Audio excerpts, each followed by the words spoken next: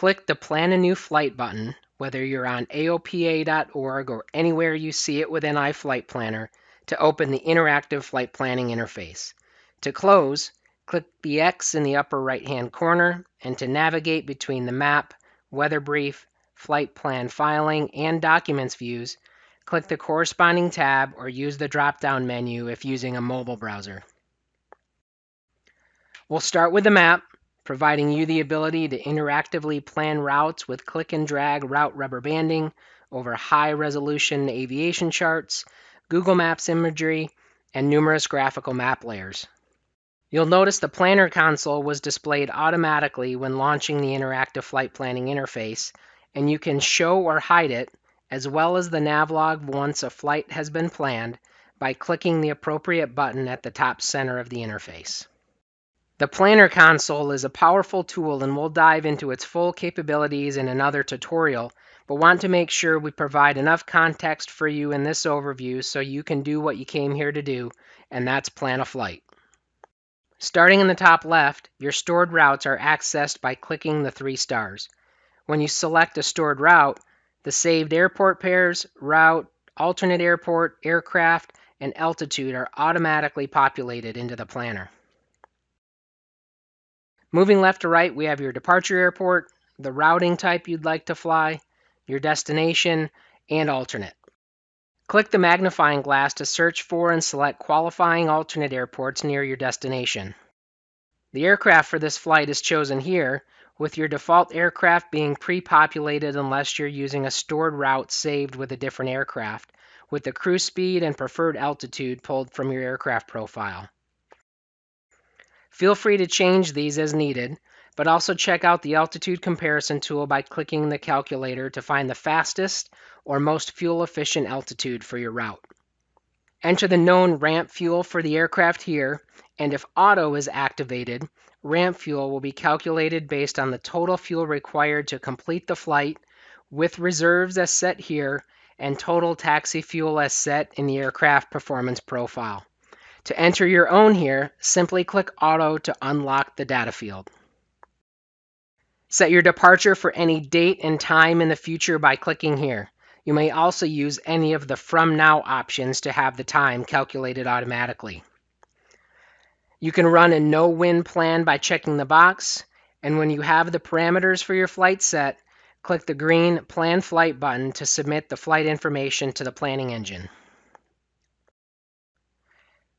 And if this is a route you fly often, click the star and follow the steps to save this as a stored route for quick reference in a future planning session. Now that a flight has been planned, you can see the detailed navigation log has been populated here.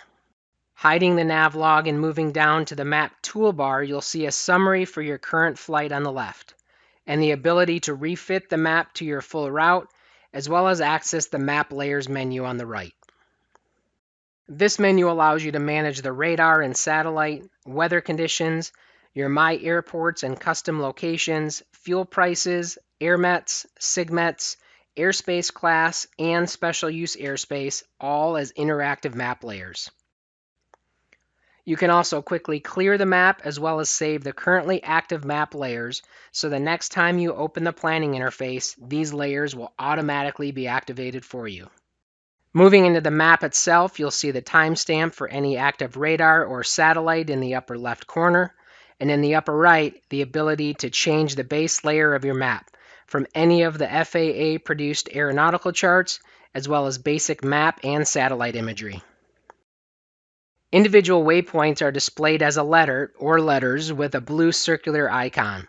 A V represents any VOR-based nav aid, an X is an intersection, C's are your custom locations, and the icon with the double L are latitude-longitude coordinates. Click an icon to view the details for that waypoint with additional options to add or remove from the route, center the map, view airspace in the area, as well as view nearby fuel prices. We explore each of these features in detail in other tutorials, so keep an eye out for those on our respective YouTube channels. When you have a route such as this one, with a series of blue waypoint markers that you would like to modify by route rubber banding, simply click, hold, and drag any existing V, X, C, or LL waypoint to move that waypoint. If you would like to adjust a segment, you must first insert a waypoint by clicking on the route line. If you are planning on a computer, more specifically not on a mobile device, hovering your mouse over a segment will change its color, in this case magenta. When colored, click on the route line to insert a new waypoint, then click and drag it to your desired location. Otherwise, if you click, hold, and attempt to drag a route line, you will simply pan the map. Now once you drag and drop that waypoint, a version of our location menu appears, allowing you to snap that waypoint to a nearby facility, navigate, or custom location. Or if you would like to leave the waypoint in its new location without snapping it to a known identifier, click Lat Long Waypoint from the All tab and it will stay put. iFlightPlanner will recognize that a modification to your route has been made and notify you through the orange flag that appears from the left. Click that flag to replan the route and generate a new navigation log. We know there is a ton here, and we encourage you to follow the user guide for a deep dive into every feature, as well as follow the YouTube channels as more tutorials based on your feedback are added. Thanks for tuning in. We'll see you for the next tutorial covering the Certified Weather Brief.